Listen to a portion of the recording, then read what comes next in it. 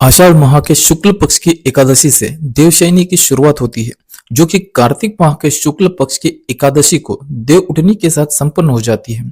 और खास बात यह है कि बौद्ध धर्म में वर्षावास भी आषाढ़ माह से लेकर कार्तिक माह तक ही होता है।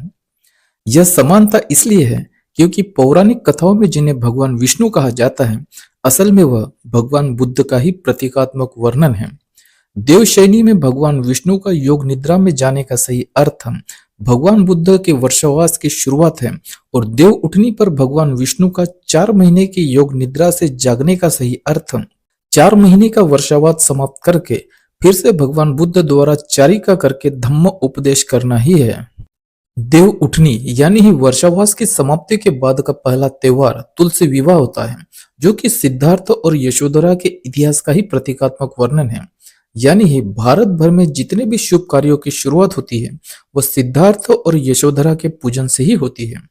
और क्योंकि तुलसी विवाह यह बौद्ध धर्म का ही त्योहार है, इसलिए ही तुलसी विवाह में बोले जाने वाले मंगलाष्टक भी असल में मंगल यानी ही कल्याण करने वाले बुद्ध का अष्टांगिक मार्ग ही है।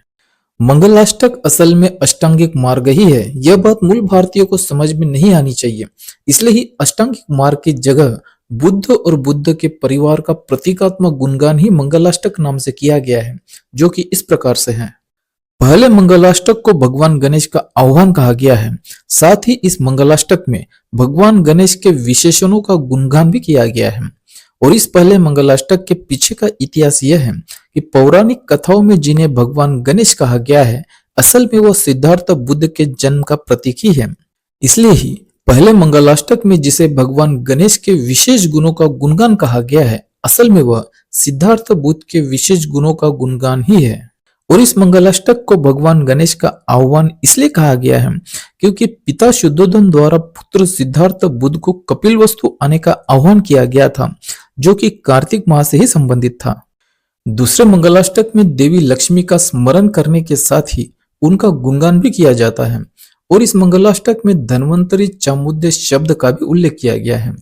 बौद्ध इतिहास और प्राचीन शिल्पों का पौराणिक कथाओं के साथ किए गए तुलनात्मक अध्ययन से यह बात तो बिल्कुल ही स्पष्ट हो चुकी है कि जिन्हें भारत भर में माता लक्ष्मी के नाम से पूजा जाता है, असल में वो बुद्ध माता महामाया ही है।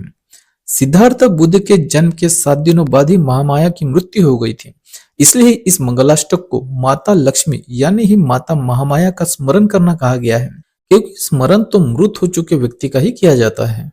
और इस मंगलाष्टक में जो धन्वंतरी चामुंडे शब्द आया हुआ है, इसके पीछे का इतिहास यह है कि शुद्धोधन के आह्वान करने के बाद सिद्धार्थ बुद्ध कपिलवस्तु आते हैं, और कपिलवस्तु नगर के बाहर वन में ही ठहरते हैं, जिसे धन वन में अवतरित कहा गया था। और धन वन में अवतरित इस वाक्य का ही संस्कृत शब्द धन्वंतरी होता है। और चामुंडे इस शब्द में चाम का एक अर्थ जल्दी आओ भी होता है, यानी धन्वंतरी चामुंडे का सही अर्थ कपिलवस्तु के वन में ठहरे हुए बुद्ध आप कपिलवस्तु के राजभवन में जल्दी आइए ही होता है।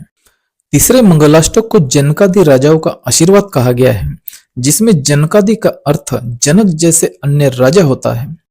पौराणिक कथाओं में जनक यह सीता के पिता है, और क्योंकि पौराणिक सीता यह असल में यशोधरा है, इसलिए ही पौराणिक जनक यह यशोधरा के पिता सुप्पबुद्ध का ही प्रतीकात्मक वर्णन है। राजा सुप्पबुद्ध के नाम के साथ बुद्ध शब्द लगा होना ही इस बात का प्रमाण है कि सुप्पबुद्ध एक महान राजा होने के साथ ही एक महान विद्वान भी थे, क्योंकि बुद्ध यह शब्द महाज्ञानी शब्द का समानार्थी शब्द ही है। और इस मंगलाष्टक में जो जनकादि यानी जनक जैसे राजा कहा गया है, असल में वो राजा शुद्धोधन ही है, क्योंकि इस मंगलाष्टक में जो मांधाता यह शब्द आया हुआ है, उस मांधाता को इक्ष्वाकु वंशीय राजा कहा गया है। और इक्ष्वाकु वंश तो राजा शुद्धोधन और उनके पूर्वजों का वंश ही था, इसलिए ही यह तीसरा मंगलाष्टक शुद्धोधन और उनके विशेष गुणों के गुणगान से संबंधित मंगलाष्टक ही है। चौथे मंगलाष्टक को देवी देवताओं का आशीर्वाद कहा गया है, और इस मंगलाष्टक में माता गौरी का गुणगान किया गया है। और जिन्हें पौराणिक कथाओं में गौरी कहा गया है, असल में वह गौतमी ही है। यह एक बात खास ध्यान में रखना है कि दूसरे मंगलाष्टक यानी ही लक्ष्मी के गुणगान में चामुंडे शब्द आया हुआ है, और चौथे मंगलाष्टक यानी ही गौरी के गुणगान में भी चामुंडे शब्द ही है। दूसरे यानी ही लक्ष्मी और चौथे यानी ही गौरी के मंगलाष्टक में बुधे शब्द इसलिए ही आया हुआ है क्योंकि लक्ष्मी यानी ही महामाया और गौरी यानी ही गौतमी, ये दोनों ही बुद्ध की माताएं ही थी। पांचवें मंगलाष्टक में प्रगति की कामना की गई है और इसमें मुख्य बात यह कही गई है कि स्थिर चित्त से कर्मयोग पर आचरण करना चाहिए, जिसमें स्थिर चित्त या सम्यक समाधि तो कर्मयोग पर आचरण या धम्म पर आचरण को ही संदर्भित करता है। छठे मंगलाष्टक में भारत की पवित्र नदियों का आह्वान किया गया है। बौद्ध जातक कथाओं की यह खासियत है कि इन कथाओं में पशु पक्षियों के साथ ही नदी पहाड़ों का भी मानवीकरण किया गया था, ताकि बुद्ध के सूक्ष्म सिद्धांतों को आसान और सरल बनाकर साधारण बुद्धि के लोगों को समझाया जा सके। इसलिए इस मंगलाष्टक में जिन नदियों का गुणगान किया गया है वह बुद्ध और उनके परिवार का ही प्रतीकात्मक गुणगान है। सातवें मंगलाष्टक में लक्ष्मी और विष्णु का आह्वान किया गया है। लक्ष्मी यह महामाया और विष्णु यह बुद्ध है, यह बात तो अब बिल्कुल ही स्पष्ट हो चुकी है। और इस मंगलाष्टक में माता लक्ष्मी यानी ही महामाया और भगवान विष्णु यानी ही भगवान बुद्ध के विशेष गुणों का गुणगान ही है। और क्योंकि यह मंगलाष्टक भी माता लक्ष्मी से संबंधित है, इसलिए ही दूसरे और चौथे मंगलाष्टक की तरह ही इस सातवें मंगलाष्टक में भी बुधे इस शब्द का उल्लेख किया गया है, जो कि महामाया के पुत्र सिद्धार्थ बुद्ध को ही संदर्भित करता है।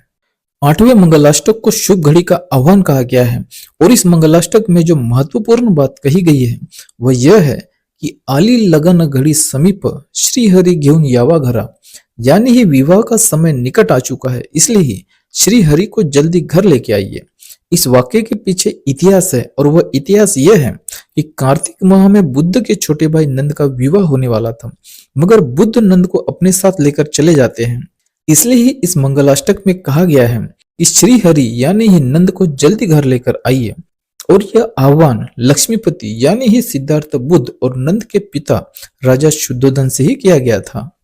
यह विश्लेषण मराठी में बोले जाने वाले मंगलाष्टक का था और हिंदी मंगलाष्टक में कुछ बातें और भी जोड़ दी गई हैं, जो कि प्रतीकात्मक बौद्ध इतिहास से ही संबंधित है।